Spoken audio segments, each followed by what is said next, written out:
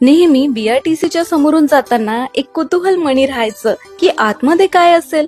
तर त्या दिवशी ना मी जाऊन आले आपल्या चंद्रपुरातील इंडोनेशियाचं फील देणाऱ्या बीआरटीसीला, म्हणजेच बांबू संशोधन प्रशिक्षण केंद्र चिचपल्ली इथे.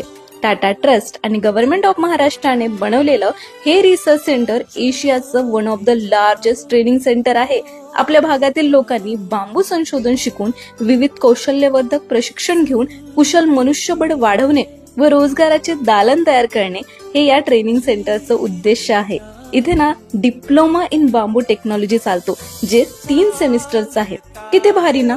आजकाल ग्लोबल वॉर्मिंगमुळे आपण सगळं काही इको फ्रेंडली शोधतो. अशा वेळेस हा डिप्लोमा सुरू करून बीआरटीसीने तरुणांना खूप महत्वाची संधी दिली आहे. तुमचं 10वी पास झालं असेल तर तुम्ही नक्की इथे ऍडमिशन घेऊ शकता.